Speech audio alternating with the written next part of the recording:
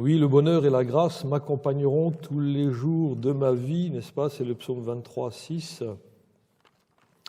Et dans ce psaume, il y a quelque chose qui va introduire aussi la prédication de ce jour, c'est « Tu dresses devant moi une table ».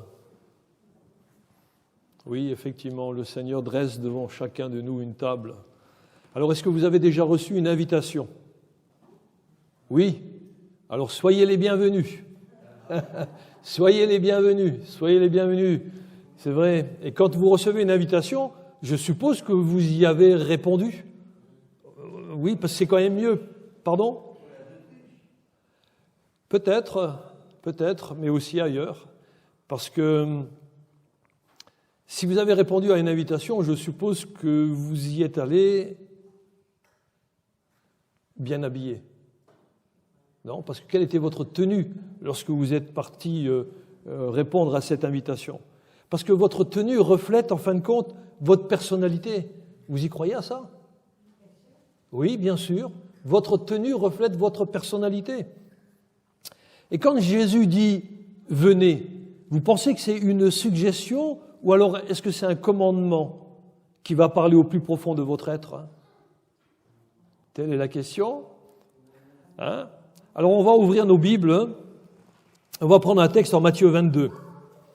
En Matthieu 22, c'est Jésus qui nous interpelle en parabole, et ça fait suite à la réflexion des chefs religieux du chapitre 21 qui questionnent justement Jésus sur son autorité et sur son droit d'enseigner. Alors Jésus les interpelle en leur posant la question du baptême de Jean le Baptiste, et il demande de qui cela venait-il? Du ciel ou des hommes? Et comme les responsables ne voulaient pas lui répondre, eh bien, Jésus ne leur répondit pas non plus de qui il avait reçu l'autorité. Mais il ne leur répond pas directement à la question. Mais Jésus, il est un bon enseignant, donc il va leur répondre, mais il va leur répondre avec 3 paraboles qui sont dans le chapitre 22, dans le 21. Et donc, dans la première parabole, c'est la parabole des 2 fils, au chapitre 21 de Matthieu et au verset 28. Ensuite, il y a la deuxième parabole, c'est les méchants vignerons, qui sont à partir du verset 33, toujours du chapitre 21. Et la troisième parabole que nous allons voir aujourd'hui, c'est Matthieu 22, verset 1er à verset 14. Parce qu'il y a de tout temps, voyez-vous, il y a des personnes qui pensent mériter le ciel alors qu'en réalité, ce n'est pas là où ils iront. Pourquoi? Parce qu'ils ont négligé quelque chose de très important et cela se rapporte à l'invitation. Jésus nous parle de cela en Matthieu donc 22, on va lire les versets 1 à 14, je fais la lecture, je la fais dans la nouvelle édition de Genève. Jésus, prenant la parole, leur parla de nouveau en parabole et il dit: Le royaume des cieux est semblable à un roi qui fit des noces pour son fils. Il envoya à ses serviteurs appeler ceux qui étaient invités aux noces. Mais ils ne voulurent pas venir.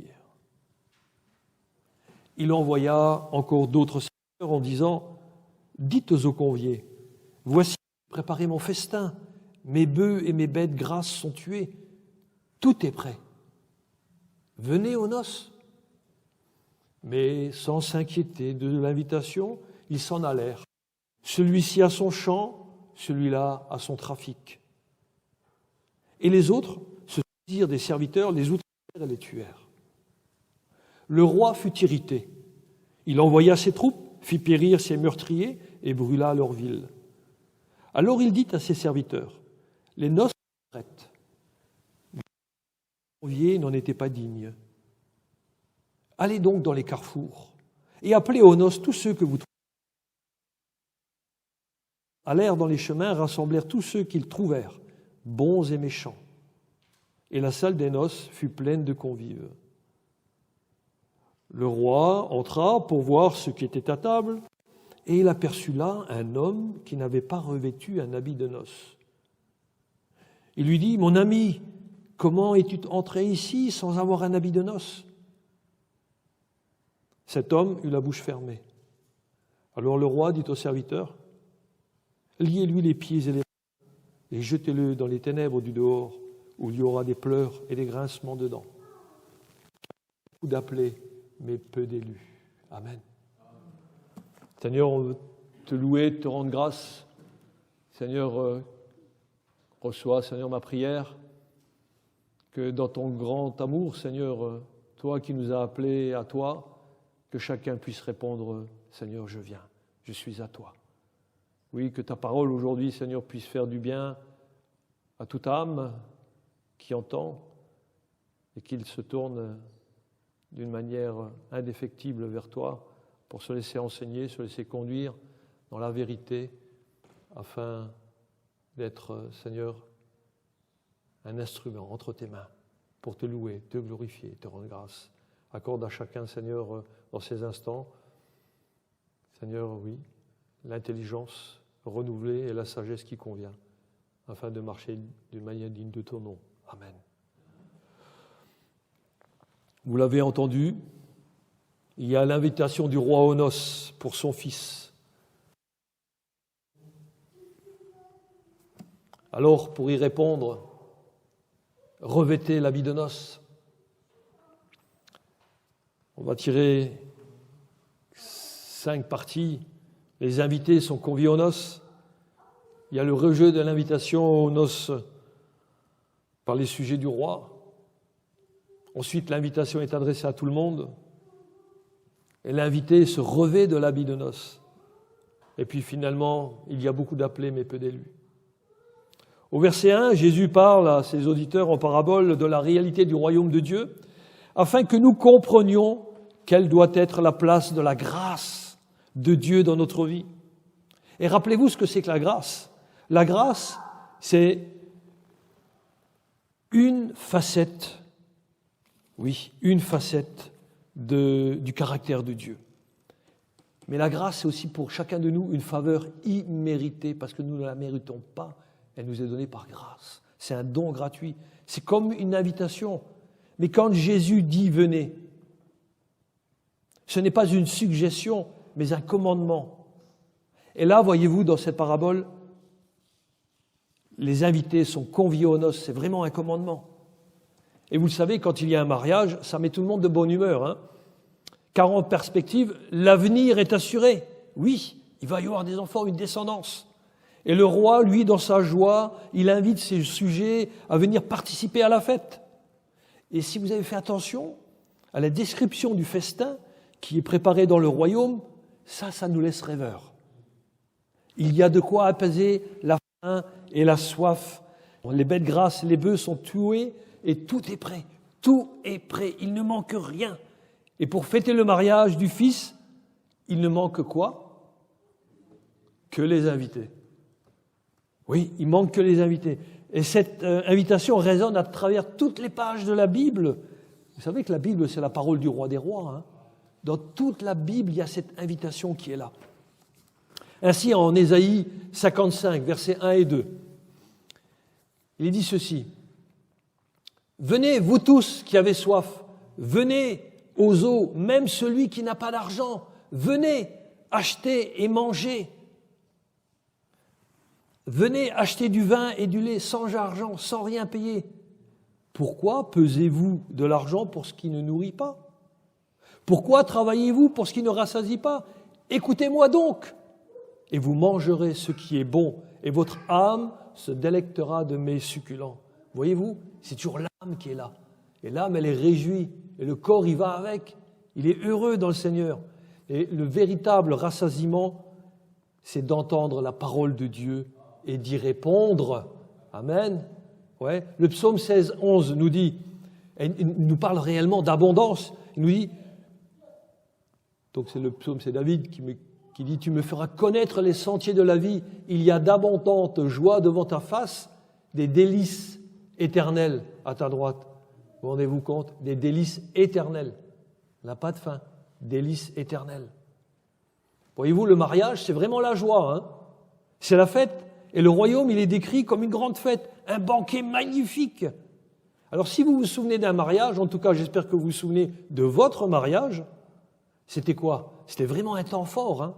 C'était un grand moment. Alors combien plus sera ce moment où nous aurons part au banquet céleste avec Jésus qui est l'époux bien-aimé. Dans l'invitation qui est adressée, nous voyons une autre facette du caractère de Dieu. Après la grâce, c'est sa souveraineté qui est mise en avant. Oui, Dieu est un souverain absolu. Quand il invite, ce n'est pas une suggestion, c'est un commandement. Mais voyez-vous, pour qu'il y ait obéissance, il faut venir. Un jour, oui, tous les hommes passeront au jugement parce qu'ils n'ont pas voulu obéir. Alors à ce moment-là, tout genou fléchira et toute langue confessera la grandeur de Dieu et la sainteté de Dieu. Mais là, il sera trop tard pour eux. Est-ce que vous avez remarqué que la grâce de Dieu, elle est pleine de patience aussi? Et que par 2 fois, le roi envoya ses serviteurs. Mais, deuxième point, il y a le rejet de l'invitation des sujets du roi. Mais comment cela peut-il se faire? La première fois, ils ne voulurent pas venir. Et les premiers invités, dont la parole de Dieu fait référence, c'est le peuple juif qui a été appelé dès le début à entrer dans le royaume. Ils furent d'ailleurs conviés par tous les serviteurs de Dieu, depuis les prophètes jusqu'à Jean le Baptiste. D'ailleurs, Jean est lui-même appelé l'ami de l'époux. Jean 3, 29 nous dit l'ami de l'époux qui se tient là et qui l'écoute. Il est là en train d'écouter.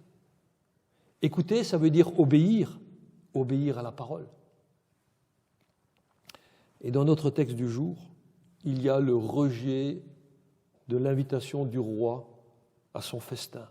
Et pour cela, il y a 3 causes. Premièrement, c'est l'indifférence. L'indifférence, elle s'exprime par un refus même catégorique. Il y a comme ça des personnes qui considèrent les choses de Dieu comme quelque chose de peu important durant leur vie.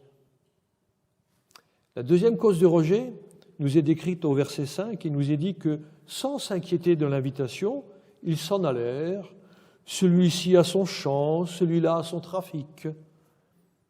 La plupart des gens ne répondent pas à l'invitation du roi, ils préfèrent se tourner vers leur travail, leurs affaires, leurs préoccupations du moment. Souvent, les excuses sont dérisoires pour accepter la bonne nouvelle.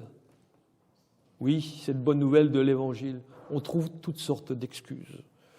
On dit ouvertement « j'ai autre chose à faire ». Et puis je suis fatigué, il faut bien que je reste dans mon lit pour me reposer un peu. Et par contre, l'autre dit « moi, je vais aller à mon champ, je vais aller voir, en fin de compte, comment qu'il va, mon champ ». Sous-entendu, je veux aller jouir de mes biens, mais je veux jouir de mes biens maintenant et tout de suite, je ne veux pas attendre. Pour d'autres, ce sont encore les affaires qui l'emportent. Et ça montre vraiment la cupidité du monde. On cherche des choses éphémères qui ne durent pas. Est-ce que vous avez réfléchi aux activités qui sont comme des idoles dans votre vie et qui vous empêchent de répondre à l'invitation? Alors, vous faites peut-être partie aussi de ces personnes qui ne sont pas forcément contre le fait de savoir qu'il y a un Dieu, mais vous allez tout doucement à votre perte parce que vous négligez le salut que Dieu a payé à un grand prix. Il a tout payé pour vous. Il y a une sérieuse mise en garde, c'est Hébreux 2, 3, qui nous rappelle, qui dit « Comment échapperons-nous si nous négligeons un si grand salut ?» Le salut, annoncé d'abord par le Seigneur, nous a été confirmé par ceux qui l'ont entendu. Jésus a annoncé le salut, ses serviteurs, les apôtres, les disciples, le confirment, et nous, dans l'Église, on le confirme également. Malheureusement, un jour, de nombreuses personnes se trouveront en enfer, non pas parce qu'ils ont ouvertement transgressé les 10 commandements, mais parce qu'ils auront tout simplement donné peu de valeur à la vérité. Comprenez que l'invitation, elle est royale et qu'elle est véritable. Elle provient de l'autorité suprême. Elle confère même un grand honneur à celui qui la reçoit. Mais dans notre texte du jour, l'invitation, elle est délaissée. La troisième cause du refus de l'invitation, c'est aussi l'hostilité. C'est la haine contre le roi de tout l'univers. C'est la haine et tout ce qu'il représente. On ne veut pas. Ces gens disent en fin de compte, nous ne voulons pas que tu règnes sur nous. On refuse le message du roi, le maître. Il est même traité avec indifférence par ceux-là même qui disent lui appartenir. On ne veut pas de toi. Alors qu'on dit appartenir à Dieu. Mais on n'en veut pas. Voyez-vous, les serviteurs du roi sont méprisés. Ils sont même outragés. Ils sont même mis à mort. Il en était ainsi de Jean le Baptiste et des apôtres. Et si vous lisez un peu plus loin la parole de Dieu en Matthieu, vous allez voir que la Bible nous révèle, suite à cette parabole, a été accueillie avec des insultes, des outrages, et les personnes sont allées jusqu'à le crucifier. Crucifier le Fils du roi. Ça démontre bien que les sujets ne sont pas loyaux envers leur roi, et ceux qui se confient dans leur propre justice feraient bien de faire attention, car ils verront cette même justice être réduite à néant et être brûlée. Comme les Juifs qui mettaient dans leur ville de Jérusalem et dans le temple tout leur orgueil, il ne restera rien. Refuser d'écouter les émissaires du roi, c'est refuser d'écouter le roi lui-même. Toucher à un serviteur du roi, c'est comme si tu agissais de même envers le roi. Et que pensez-vous que ce roi fera ? Le texte nous dit le roi est irrité. Oui, mais Seigneur, attends, je croyais que tu étais bon. Tout le monde dit que tu es bon, tu es un bon Dieu, mais pourquoi tu t'irrites ? C'est pas grand-chose, Seigneur. Non, le Dieu de l'univers, le roi du ciel, il est irrité. Et sa colère, elle va s'abattre. 40 ans après, Dieu a montré qu'il ne tolérerait pas la rébellion. Alors il va exécuter son jugement. Oui, effectivement, Titus, en l'an 70 environ, arrive avec l'armée et il va détruire Jérusalem et son temple. Mais là, ce sont les armées de Dieu qui interviennent, parce que Dieu a utilisé Titus et son armée pour punir Israël. Dieu fait ce qu'il veut et il utilise qui il veut pour glorifier son nom. Vous remarquerez certainement qu'il y a une progression des choses. Il y a d'abord de l'indifférence. Ensuite, il y a du mépris. Puis vient l'orgueil qui entraîne la rébellion. Et à ce moment-là, arrive le châtiment. Si vous êtes dans ce cas, ne commencez jamais par l'indifférence. Regardez où cela mène. Oui, donc on voit que l'invitation au départ, elle est adressée au peuple, mais au peuple juif qui a refusé. Et maintenant, l'invitation, elle est annoncée à d'autres. Et nous le voyons dans les versets 8 à 10. Et vous l'avez peut-être expérimenté vous-même. Il n'y a rien de plus frustrant que d'attendre des personnes invitées qui ne viennent pas, alors qu'il y a d'abondance de nourriture, de boissons qui sont là et qui leur montrent vraiment une grâce et puis une bonté envers ces personnes. Alors les noces, elles sont prêtes. Et les premiers invités, ils ont refusé.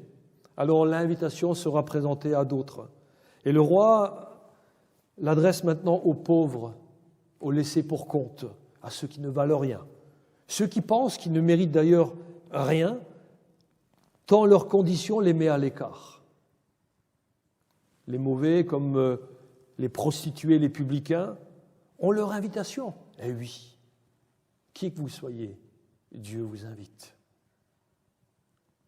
Tout aussi bien que pour les bons, qui sont des personnes qui peuvent être pieuses et craignant Dieu. D'ailleurs, on a un bel exemple, c'est Corneille, qui était un homme qui craignait Dieu. Donc on voit que dans l'invitation du roi, personne n'est exclu. Le roi veut inviter tout le monde. Cette invitation, comprenez bien, elle n'est pas trompeuse. comme le monde le fait, vous savez, quelquefois avec de superbes publicités, pour ensuite essayer de vous arnaquer. Non, ce n'est pas l'invitation de Dieu. L'invitation de Dieu, elle est simple, elle est claire, et puis elle est réalité. Ici, voyez-vous, tu n'as rien à payer. Viens comme tu es. Tout est gracieusement offert et avec profusion. Alors, est-ce que tu viendras à une telle invitation ? Chacun peut répondre. Remarquez que tous sont invités, les bons comme les mauvais. Il y a des personnes, voyez-vous, dans le monde qui n'ont de considération que pour ceux qui semblent être bons, mais pas pour les mauvais. On n'en veut pas, ça fait trop de problèmes. Mais dans l'Église du Seigneur, tout le monde est accepté. Jésus, voyez-vous, il appelle tout le monde au salut. Et il le fait par l'intermédiaire de ses serviteurs. Matthieu 28, 19 nous est dit « Allez, faites de toutes les nations des disciples. » Tout le monde est invité. Il y a là un appel général, que tu sois bon ou mauvais. Dieu ne fait exception de personne. Mais sache que c'est urgent. Il faut venir. Ne tarde pas. Pourquoi ? Car les noces sont imminentes, puisqu'elles sont prêtes. Cette prédication-là, elle est faite à tout le monde, hein, et dans n'importe quel lieu, dans n'importe quel carrefour, dans n'importe quelle civilisation. Et nous voyons que les personnes qui sont invitées dans cette seconde invitation, ils vont l'accepter en grand nombre même. Et enfin, la salle des noces fut pleine de convives. Alors tout dans ce royaume où le pécheur est invité à entrer est préparé justement par la libre grâce de Dieu. Le salut est absolument gratuit. Vous n'avez rien à payer. Ce n'est pas parce qu'on fait passer un panier des offrandes, hein, que c'est payé ça. Non, non, non, ça n'a rien à voir. Vous n'avez rien à payer. La seule chose, c'est venez comme vous êtes et laissez-vous transformer.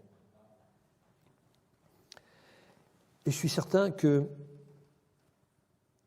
peut-être qu'au fond de votre poche, il y a peut-être une invitation que vous avez dédaignée pendant un certain temps. Elle est restée sans réponse de votre part. Il est temps aujourd'hui de répondre à cette invitation. Alors aujourd'hui, c'est le moment.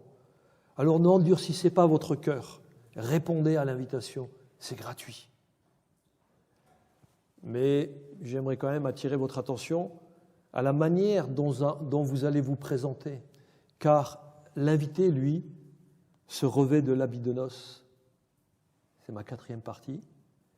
Tous les invités sont là. C'est l'heure de passer aux réjouissances. Parce que maintenant, on va se mettre à table. Hein. Le verset 11 à 13 nous dit « Le roi entra pour voir ceux qui étaient à table, et il aperçut là un homme qui n'avait pas revêtu un habit de noces. Le roi lui dit « Mon ami, comment es-tu entré ici sans avoir un habit de noces ?» Et cet homme eut la bouche fermée. Alors le roi dit au serviteur « Liez-lui les pieds et les mains et jetez-les dans les ténèbres du dehors, où il y aura des pleurs et des grincements dedans. »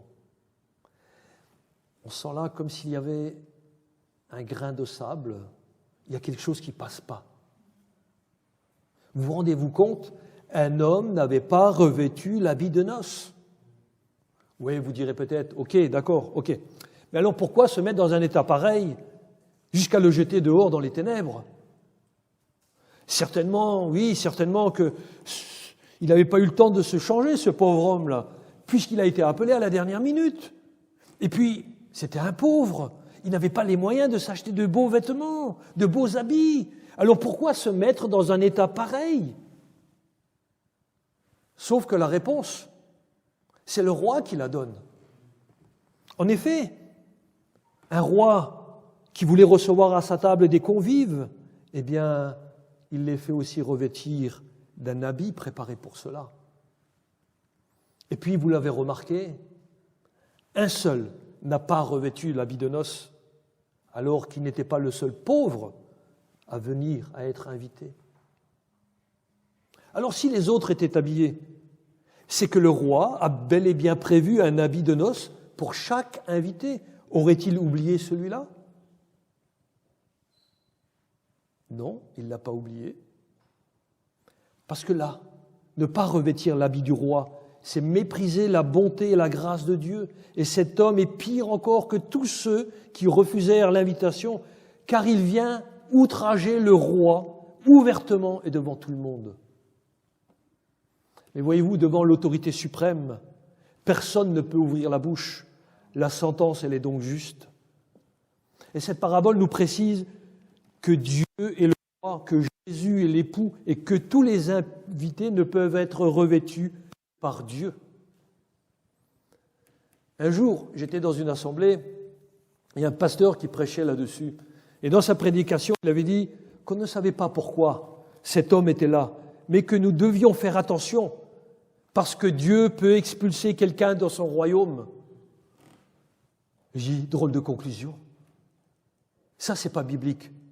C'est un enseignement erroné. C'est un enseignement qui dit que vous pouvez avoir la perte du salut, mais c'est archi faux, ce n'est pas biblique. Ce que nous dit cette parabole, c'est n'allez pas vous imaginer que vous allez mériter le ciel simplement parce que vous prétendez en vous-même que vous le valez bien. C'est une publicité qui le dit.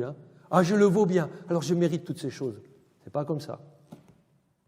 Ainsi, il y a des personnes qui pensent hériter du ciel sans passer par la foi en Christ.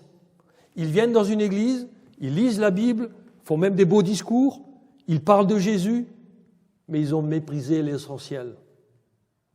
Les religieux, voyez-vous, eux, à l'époque, ils avaient saisi le sens de cette parabole. C'est pourquoi ils allèrent jusqu'à tuer Jésus, car ils savaient que c'était eux, cet homme-là, qui n'avait pas revêtu l'habit. C'était eux, cet homme, qui mérite d'aller en enfer. Jésus nous met en garde que cet homme correspond à tous ceux qui se croient assez justes pour se présenter devant Dieu avec leur propre justice et leurs propres œuvres. Romains 10, 2 nous dit cela. Ne connaissant pas la justice de Dieu et cherchant à établir leur propre justice, ils ne se sont pas soumis à la justice de Dieu. Mes amis, vous qui écoutez ce message pour la première fois, ne soyez point orgueilleux en refusant l'habit que vous offre le roi. Ne refusez pas cet habit. C'était l'usage oriental d'offrir aux invités un manteau de fête qu'on appelle un caftan, avec lequel ils pouvaient se présenter convenablement à la cour d'un prince. Ce vêtement, voyez-vous, est un don gratuit, et celui qui le méprise sera sans excuse. Parce que eux, les princes, ils savaient très bien que les gens qui voyageaient n'avaient pas forcément l'habit nécessaire pour se présenter à sa cour. Donc ils avaient une garde-robe qui était là et qui donnait à la personne. C'est exactement comme ça que Dieu veut nous voir.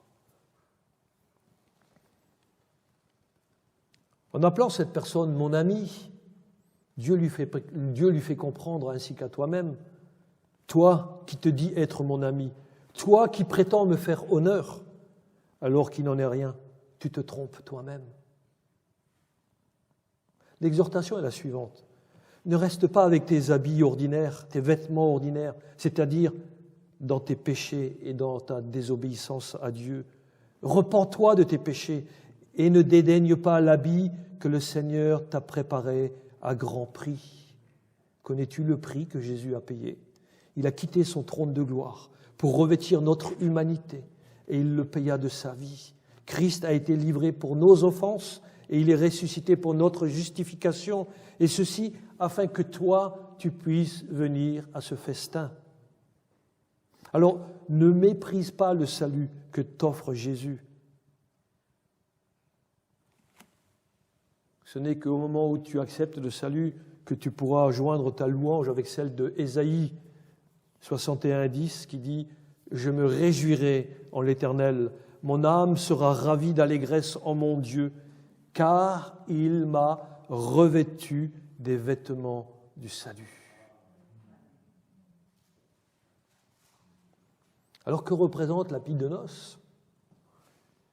Il représente le caractère pur et sans tache des vrais disciples de Christ.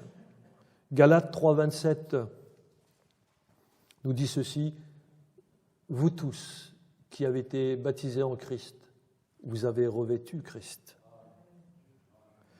L'habit de noces représente la justice de Christ qui est communiquée à tous ceux qui reçoivent Jésus comme leur sauveur personnel et Seigneur sur leur vie.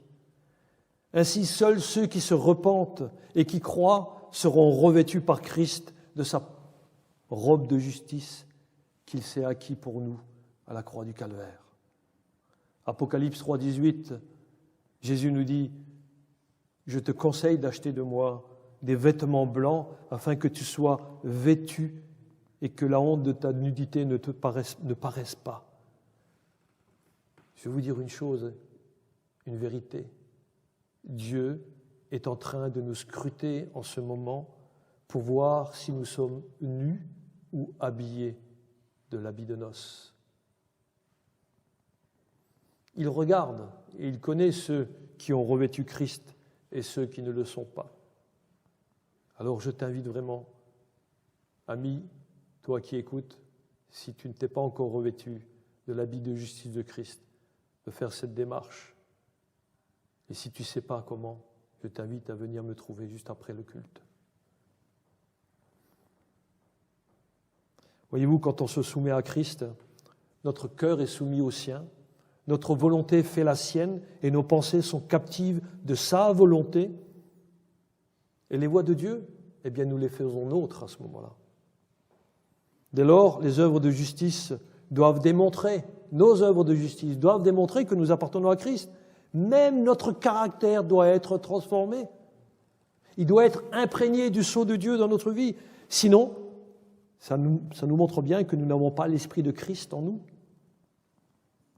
N'oublions pas qu'à tous ceux qui croient en Christ, Dieu a donné le pouvoir de devenir enfant de Dieu.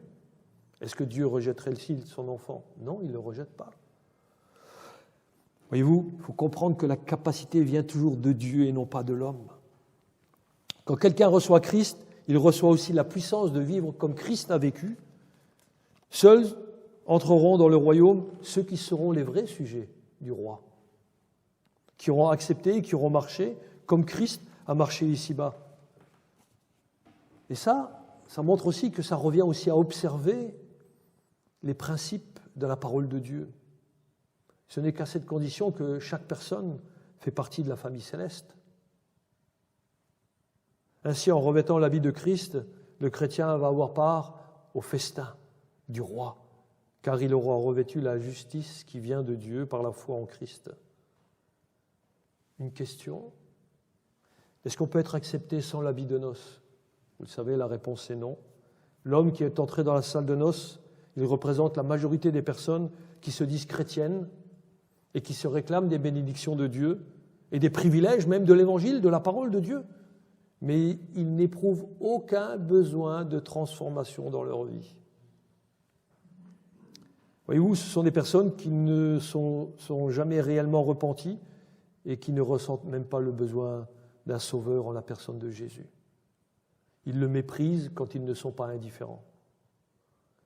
Ce sont des personnes qui ont une bonne opinion d'eux-mêmes. Ils se fient sur leur mérite et non pas sur le Seigneur.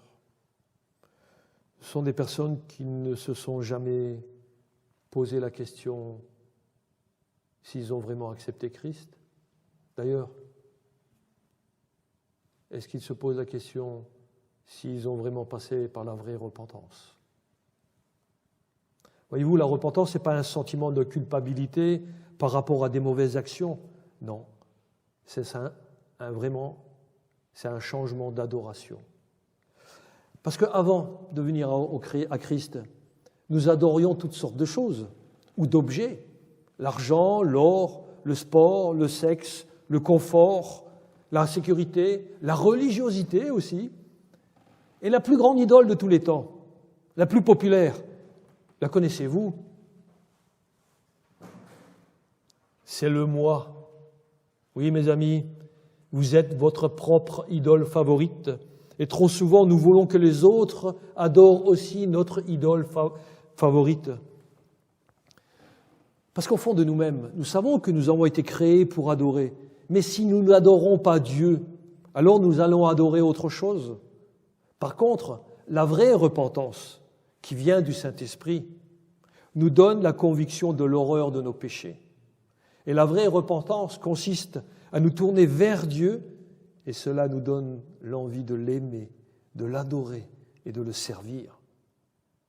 C'est en fin de compte cette nouvelle loyauté la plus profonde qui vient à notre cœur pour servir le roi des rois, parce que nous sommes devenus ses sujets et nous voulons rester loyaux envers notre roi. Le vrai chrétien aime Dieu et lui obéit, il aime les autres chrétiens et il aime aussi l'Église locale. Être chrétien, c'est de mener aussi une vie de repentance.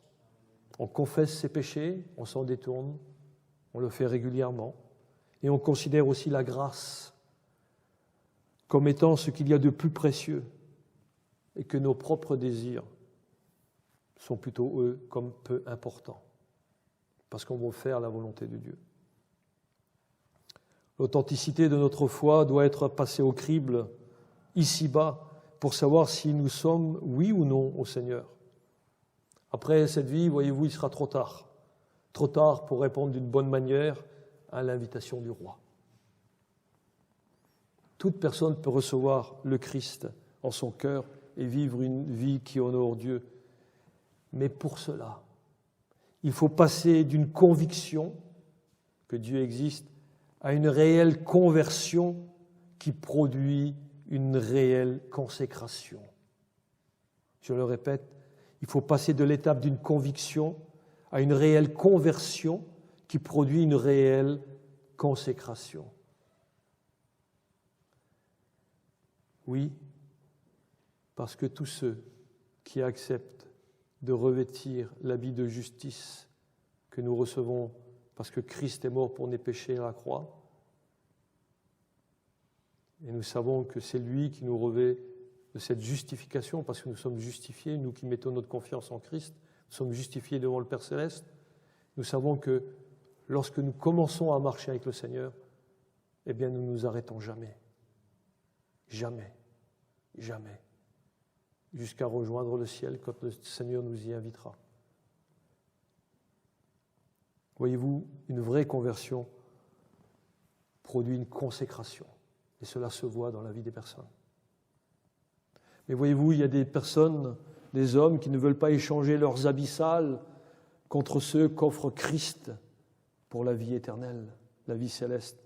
Alors, simplement, ils sont devenus esclaves de ce monde et ils n'ont point aimé Dieu. Je le répète, au jour du jugement, la vie de chacun apparaîtra telle qu'elle a été, mais il sera trop tard, comme pour cet homme dans la parabole. Comprenez que la justice de Dieu est trop pure pour tolérer un caractère qui se refuse à se soumettre à Dieu. Le vêtement de cet homme, là dans la parabole, était celui du monde, et il a refusé le vêtement de la justice de Dieu, qui est la séparation du péché. Aucune autre grâce ne sera accordée à une telle personne. Il ne reste que le châtiment des ténèbres du dehors. Et les pleurs évoquent les souffrances de l'enfer. Et les grincements de dents font allusion à une haine et à une rébellion sans fin contre Dieu, parce qu'on refuse encore et toujours ce que nous méritons, ce que les personnes méritent. Alors, amis, vous qui entendez ce message, n'endurcissez pas votre cœur par le mépris, l'indifférence, l'orgueil, car cela mène à la rébellion contre Dieu.